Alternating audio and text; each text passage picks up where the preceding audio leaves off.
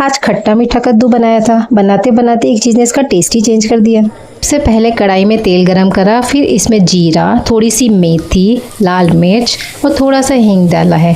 देखिए बिल्कुल नॉर्मल मसालों में, थोड़े से मसालों में इतना टेस्टी बनेगा, एक बार इसको ज़रूर ट्राई करना है। तो ये अब हमने अच्छे से भून लिया है।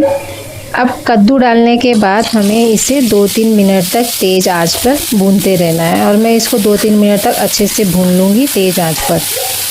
कद्दू भूनते हुए मुझे 1 से 2 मिनट हो गए हैं। अब मैं इसमें मसाला ऐड कर रही हूँ। मसालों में मैंने लिया है हल्दी, नमक, लाल मिर्च और धनिया पाउडर। अब इसको भी मैं अच्छे से 1 से 2 मिनट भून लूँगी ताकि इसमें कच्चापन ना आए। तो मैंने इसको भून लिया है।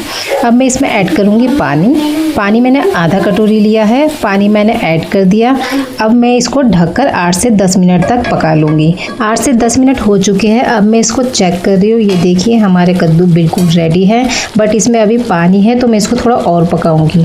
अब मैं इसको थोड़ा सा मैश कर दूंगी। हल्के हल्के मैश करना है, थोड़े चंक्स रहने देना है। अब इसमें ऐड करेंगे आमचूर पाउडर और गुड़ का पाउडर। मेरे पास गुड़ नहीं था तो मैंने पाउडर यूज़ किया है। आप चाहे तो गुड़, सिंगल गुड़ भी यूज़ कर सकते हैं। अब हम इसे थोड़ा सा चला के फिर इसे 1 से 2 मिनट ढककर पकाएंगे। 2 से 3 मिनट हो चुके हैं। मैं चेक कर लेती हूँ। ये देखिए हमारे कद्दू बिल्कुल रेडी है, पानी सूख चुका है। अब मैं बात कर रही हूँ जिसने टेस्ट चेंज किया। ये है गरम मसाला। गरम मसाला ऐड कर लिया है मैंने थोड़ा सा।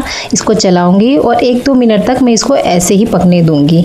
चाहे तो इसमें हरा धनिया भी ऐड कर सकते हैं। इस बार ऐसे बनाकर देखना, बहुत ही टेस्टी बनते हैं। खट्टे मीठे कद्दू के साथ मुझे नमक वाली पूरी अच्छी लगती है, तो मैंने कस्तूरी मेथी, नमक डाल के आटा गूंद लिया है। अब हम बनाएंगे पूरी। अब मैं इसको गरम तेल में तल रही हूँ। ये देखिए हमारी पूरी कितनी फूली हुई है। अब हम करेंगे प्लेटिंग।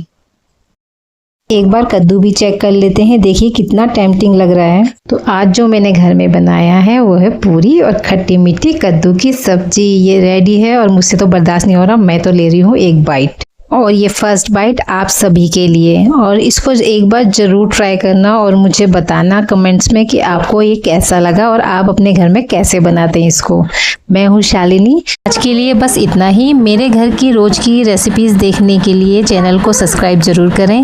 फिर मिलते हैं अगली रेसिपी के साथ।